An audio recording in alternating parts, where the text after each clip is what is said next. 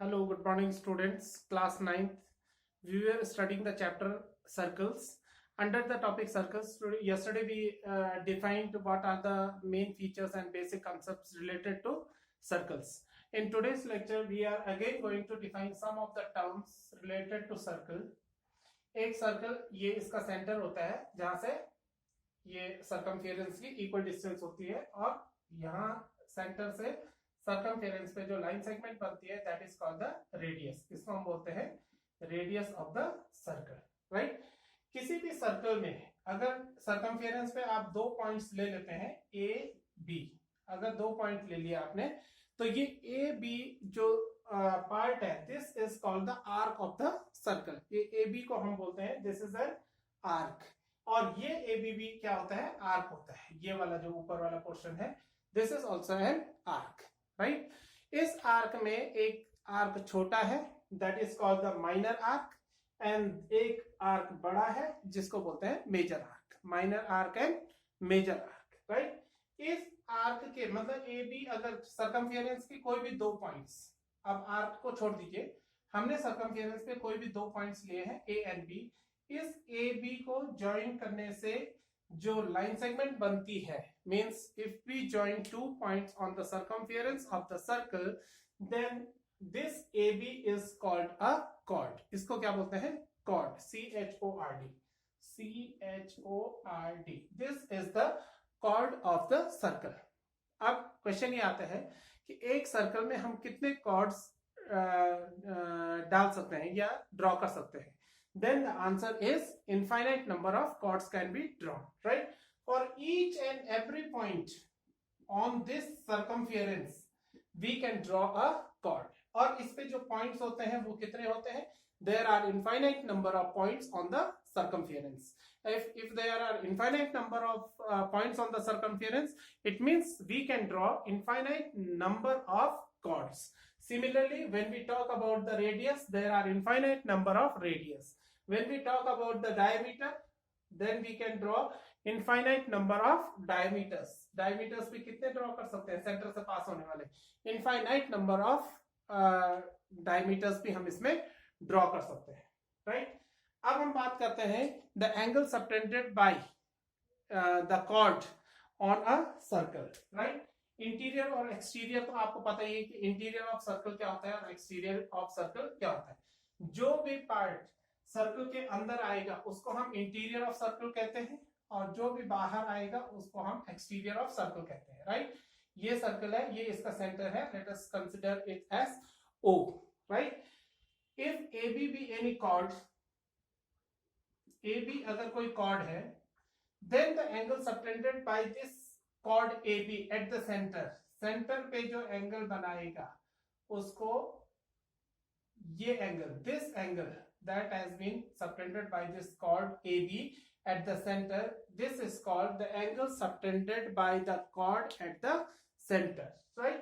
अब सर्कमफेरेंस पे कौन सा एंगल बनाएगा? देखिए there are infinite number of angles that can be made on the circumference. ये सर्कमफेरेंस पे टच कर दिया कॉर्ड ए बी से और ये यहां से इस पॉइंट को टच कर दिया तो ये सर्कमफेरेंस पे पॉइंट है और यहां से बनने वाला ये जो एंगल है this angle is called the angle subtended by the chord at the circumference of the circle. मतलब सर्कल के सर्कमफेरेंस पे जो एंगल सबटेंड किया जा रहा है कॉर्ड के द्वारा वो ये है. राइट. ये नाम दे देते हैं लेट अस सपोज सी. अब दूसरा एंगल देखिए, ये भी एक एंगल है इस साइड को और this angle let us give it a name D. Then angle ADB is also the angle subtended by chord AB at the circumference. Circumference पे बनाए जाने वाला एंगल है. Right. So the chord subtends two types of angles. The angle subtended by this chord at the center, जिसको हमने नाम दिया है एंगल AOB. राइट.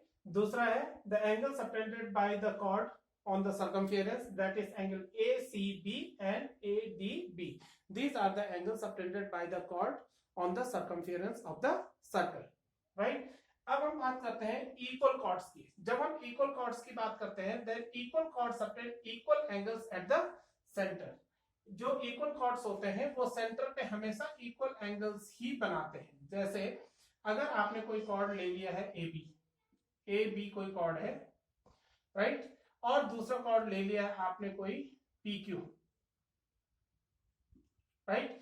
अगर हम बोले कि A B, chord A B is equal to chord P Q, right, A B और पी क्यू दोनों क्या है, इक्वल है, तो वो सेंटर के साथ जो एंगल बनाएंगे वो कैसे होंगे, वो भी इक्वल होंगे। Equal chord subtend always equal angles at the centre. ये सेंटर है O, इस सेंटर को मिला दीजिए। What is this OA? OA is the radius. What is this OB? This OB is also the radius. Again what is OQ? OQ is the radius. And what is OP? OP is also radius. देखिए ये radius है, ये सब के सब radius है, right. OP, OQ, OB, OA, all these are radius, as these are the line segments from the center to the circumference, right? तो ये क्या है, इसकी रेडियस है। अब इसके द्वारा जो AB के द्वारा सबटेंड किया जा रहा है eight the centre, this is angle AOB, and here POQ is the angle subtended by this chord PQ, right, at the center.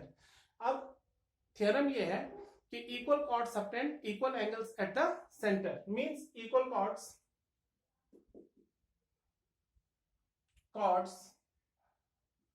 Subtend equal angles at the center,